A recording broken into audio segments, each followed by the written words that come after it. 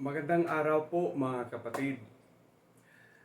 Nandito tayo ito po si Kuya Dante at pag-usapan natin ang mga doctrinal na pagtuturo ayon lang po sa Biblia, ayon lang po sa salita ng Diyos. Amen po. Ang purpose kasi natin dito po, yung iba na alam na natin ito at yung iba na hindi pa alam, yung iba na alam na, mare-refresh tayo. At yung mga bago pa po, ito po dapat nating titingnan. Okay. What is the reason why we really need to share the Word of God? First and foremost po, the reason po talaga na kailangan nating i-share as a Christian. Kasi ito po ay mandated, ito po ay job description, ito po ay commission na as Christian po, committed tayo na ipatuloy yung ministeryo na sinimulan ni Jesus Christ sa mundong ito po, mga kapatid. At based on Matthew 28:18 to 20 po, ito po talaga ang binigay niyang sugo para sa mga taong Kristiyano na katulad natin. Dito po, nakasabi dito at sinasabi niya ito sa 11 apostles po, mga kapatid. So napaka-importante ito at sana maintindihan niyo po, bilang isang Christian church, kailangan na namin ituturo ang mga doctrinal principles o prinsipyo ng Biblia po lamang. So ang maririnig nyo lamang po ay salita ng Diyos na galing sa Biblia para maintindihan ninyo po. And then you will commit at magpabaptize. At of course, kung tayo po ay pupunta sa bautismo, that is a public act, a confirmation na talaga po through your faith tinanggap mo si Jesucristo. Nakuha niyo mga kapatid. So, simulan natin ang mandato ng Diyos mula doon sa Matthew 28:18 to 22. At bilang isang magtuturo, ilang pastor, isang kuya nyo po sa simbahan, kami po ay nire-refresh at tinuturo ito sa mga baguhan. Amen po. So, para maintindihan talaga that you will committed, to accept God, and hopefully po, you gonna change your life through Jesus Christ. Amen? So, ang sabi dito po, this is the Great Commission. That means, kino-commission ang mga Kristiyanong totoo, commission kasi, ito po ay isang gawain, ministeryo, na may goal. Meron po siyang pakay po, kagaya ng isang gobyerno, ito ay mandated by the President, like Commission on Audit, Commission on Election.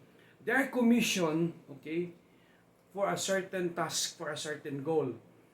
Si Jesucristo, yung commission niya nung una po, mga kapatid, yun po yung pagtubos ng ating kasalanan. Now, after that, tayo ngayon na talagang naniniwala sa ginagawa ni Kristo, ipagpatuloy natin ito, mga kapatid. We are commissioned na ipagtutuloy itong ministeryo na inumpisahan ni Kristo sa mundong ito.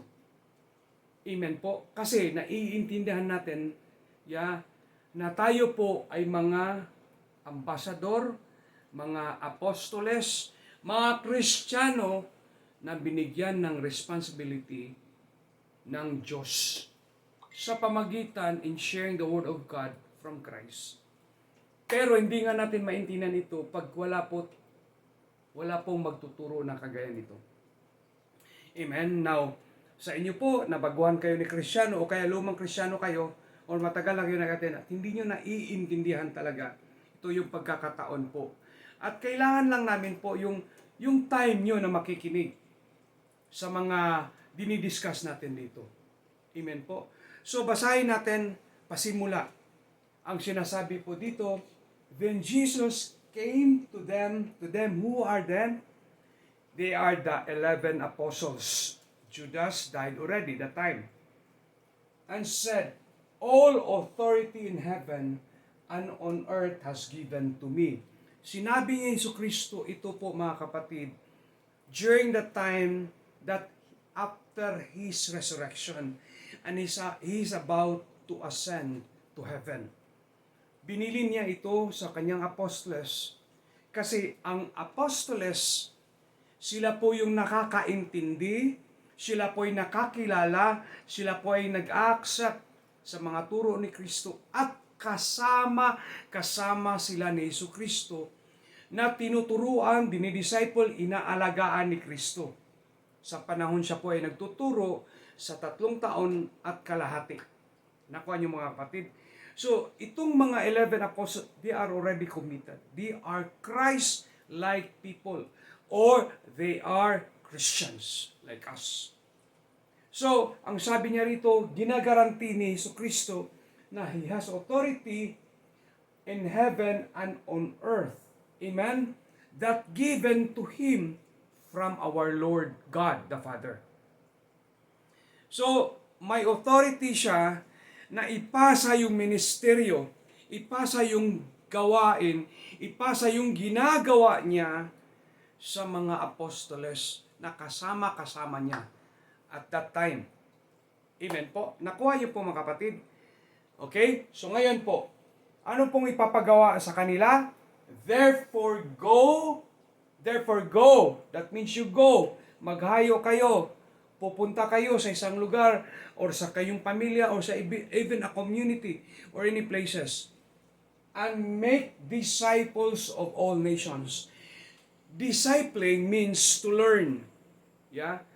Saan tayo kailangan matuto? Ang disipulo, ginamit lang ng instrumento para ituro ang salita ng Diyos. Yeah? Amen po? Kaya yun po yung disciple na meaning po. Discipleship. Ituro, to learn, to accept what God has told us in the Word from Christ. Nakuha niyo mga kapatid? So yun po yung gagawin namin para sa buhay niyo mga kapatid. Ituturo namin kung anong gustong ituturo ni Kristo sa buhay natin. Para tayo po ay meron pong malinaw na pag-uunawa. We have an understanding who is God is, who is Jesus Christ is. Amen po.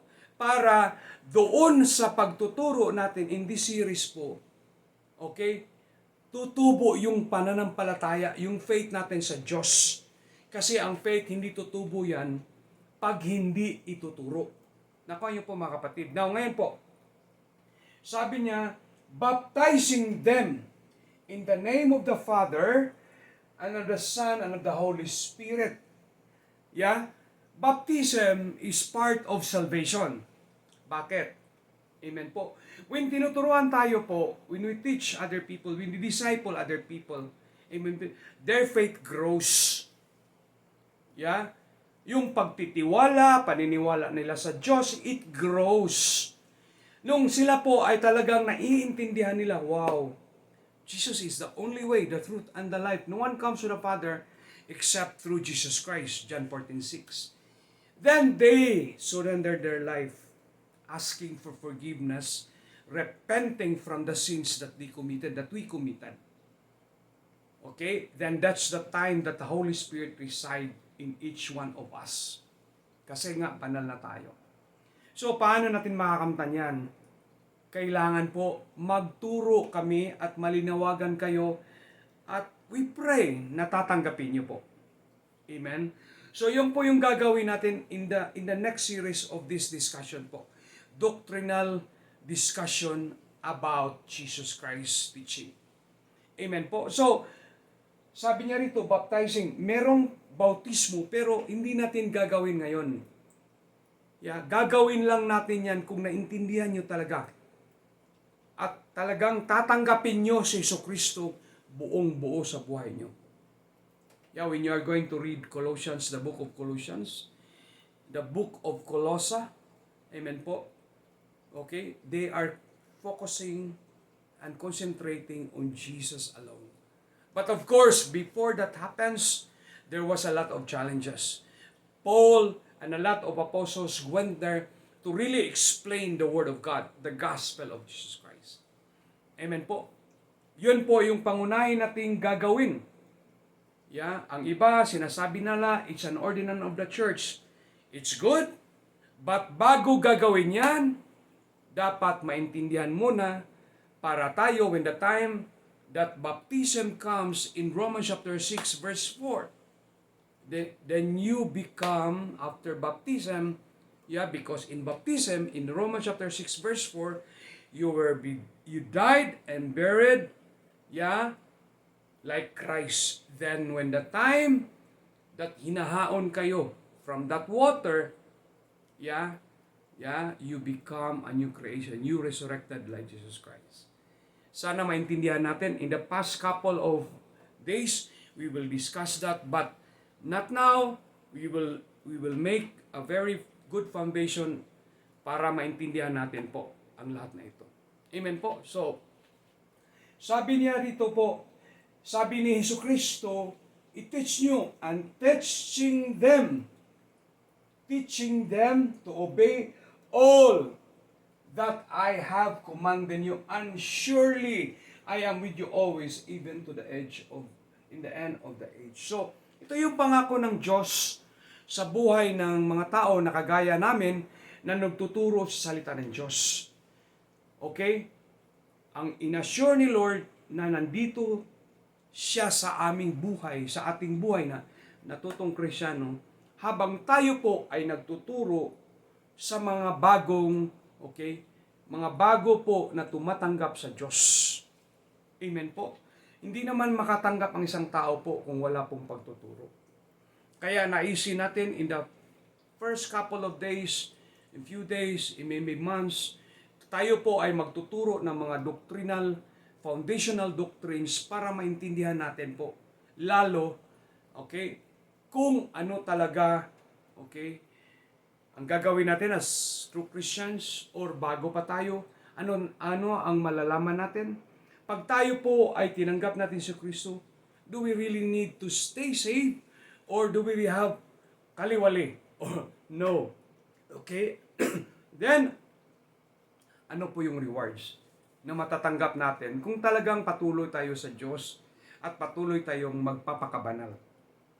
Amen po. Kaya po talaga, una sa lahat mga kapatid, we would like to really explain to you in Romans chapter 10 verse 17 na kailangan po natin, okay, so faith comes from hearing, that is hearing the good news about Christ. Now ngayon, yan po ay matindi kasi only faith can save us through grace.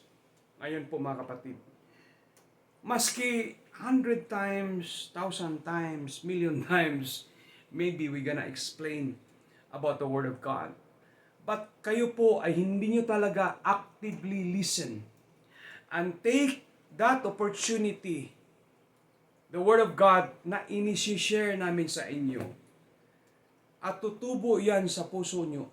Pag hindi nyo talaga bigyan ng time, bigyan ng opportunity, bigyan ng pagkakataon, bigyan ng pansin,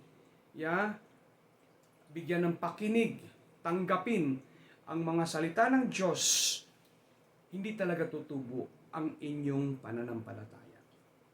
And you will not know God. And you will not know God.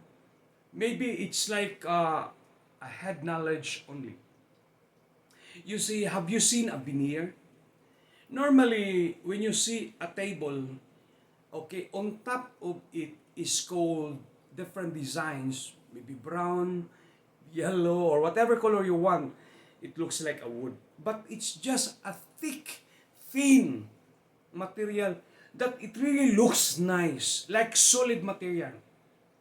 But it is a very thin that anytime it will crack. Alam niyo mga kapatid, may mga Kristiyanong kagaya ng isang veneer na nakikita natin parang sulid na Kristiyano. Pero hindi pala kasi they are not rooted of the Word of God. Yun po yung pakay natin ngayon. Na sana po makinig kayong mabuti. Ito po ay ginagawa ng Diyos para mailigtas tayo at balang araw po tayo po ay hindi magsisisi kasi pupunta tayo sa langit, hindi po sa impyerno. Sana naintindihan niyo po at sana makinig kayo for a couple of days, months na we will kailangan namin na i-explain sa inyo ang mga fundamentals doctrine about Christianity. Then if you really decided once marinig mo ito and you're decided to accept God and you will perform a formal acceptance. Amen po. Okay, a formal confirmation. Even nga si Jesus Christ, He accept the water baptism in Matthew chapter 3 verse 18. No? Yeah? Ganon din ang gagawin natin. But bago mangyayari yan sa buhay niyo po mga kapatid, kailangan natin pakinggan ang tamang pagtuturo, pakinggan natin para malaman natin ang katotohanan. Then you decide. Hindi namin kayo ipipilitin, hindi namin kayo harasin. You have to decide if you accept Jesus Christ. Well, the reward is heaven. If you will not accept Jesus Christ, then, to be honest with you, in the Word of God, it says that habang nandito ka pa, your life is terrible, and when you die, you're going to hell.